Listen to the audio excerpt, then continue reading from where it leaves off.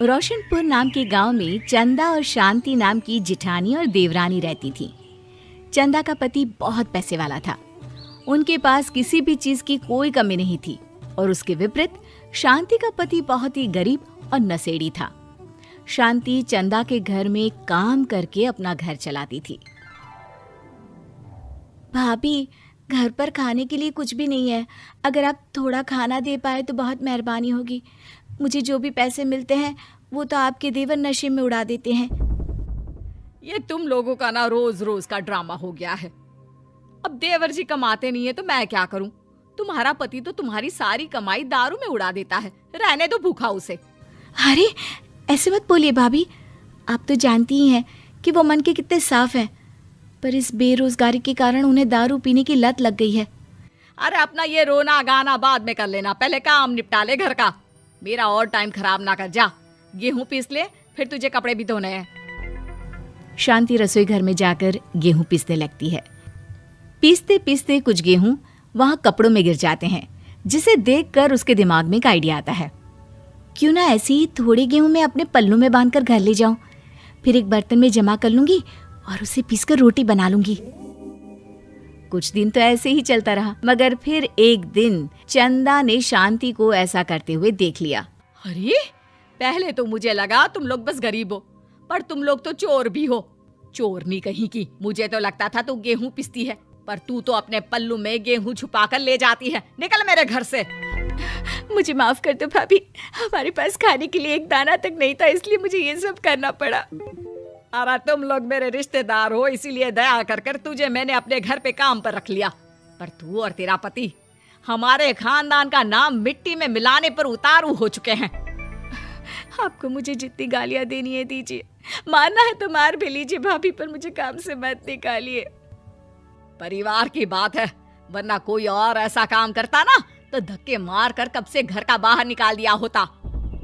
रोते रोते शांति अपने घर चली जाती है, जहाँ उसका नशेड़ी पति कहता है, अरे कहाँ रह गई थी कामचोर? इतनी देर क्यों कर दी? आज पैसे लाई कि आज भी खाली हाथ वापस आ गई है? अपने हाथ दिखा।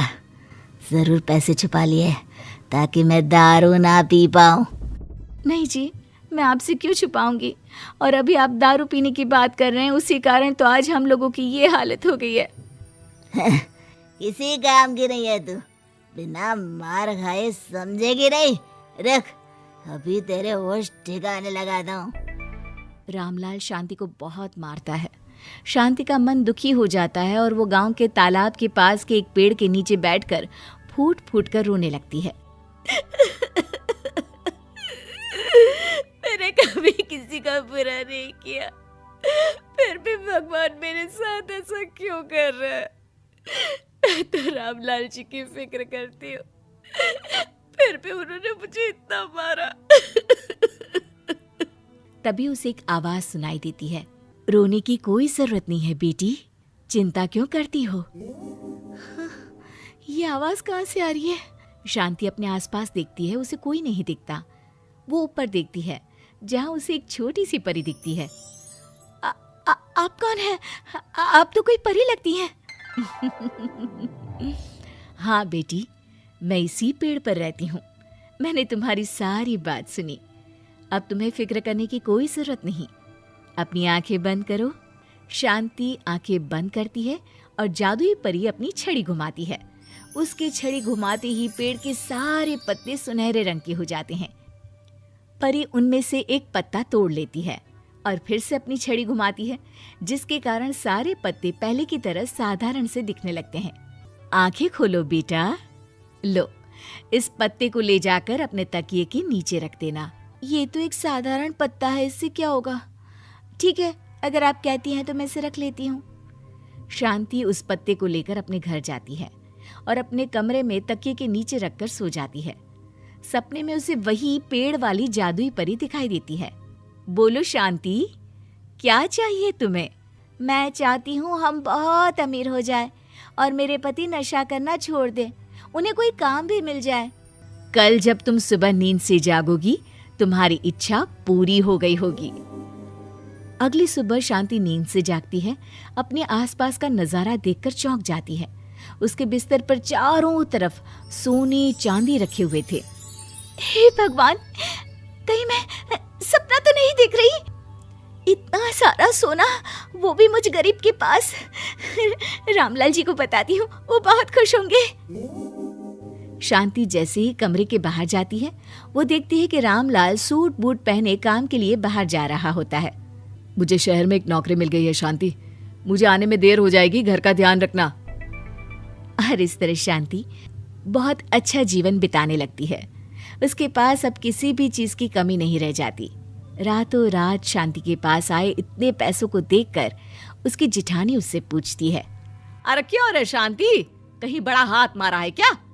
अचानक तुम लोगों के पास इतना पैसा कैसे आ गया? नहीं नहीं भाभी, ये सब तो जादुई परी के दिए हुए पत्ते का कमाल है। शांति जादुई पत्ते के बारे में सारी बात चंदा को बताती है, जिसे सुनकर चंदा के मन में लालच आ जाता है और वो झूठ मूठ रोते हुए उसी पेड़ के नीचे जाती है जहाँ उसकी रोने की आवाज सुनकर जादुई परी कहती है, क्या हुआ बेटा, क्यों रो रही हो? मैं बहुत गरीब हूँ, मेरे पति मुझे बहुत मारते हैं, अब मैं जीना नहीं चाहती। चिंता मत करो बेटा, अपनी आंखें बंद करो।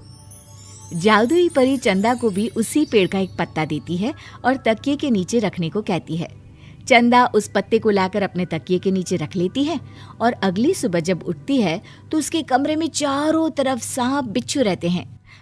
अरे बचाओ बचाओ, कोई मुझे बचाओ, ये कैसा पत्ता है जिसे लाने के बाद उस गरीब शांति के पास तो इतना सारा सोना आ गया, और मेरे चारों तरफ ये सांप बिच्छू, अरे कोई बचाओ। चंदा अपनी जान बचाती हुई शांति के पास जाती है।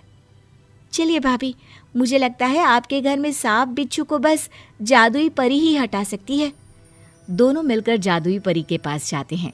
ये सब तुम्हारे बुरे इरादों का नतीजा है चंदा। तुम झूठ मूठ बस पैसे के लालच के कारण यहाँ आकर रो रही थी, इसीलिए तुम्हें जादुई पत्ते ने उसकी सजा दी। अरे मुझे माफ कर दीजिए जादुई परी, मेरे मन में लालच आ गया था। अरे शांति, तुम भी मुझे माफ कर दो, मैंने तुम्हारे साथ बहुत गलत किया है, फिर भी तुम मेरी मदद के लिए आई। चंदा को अपनी गलती का एहसास हो जाता है, इसलिए जादुई परी उसके घर से सारे सांप बिच्छू को गायब कर देती है। चंदा और शांति आपस में मिलजुल कर रहने लगती हैं।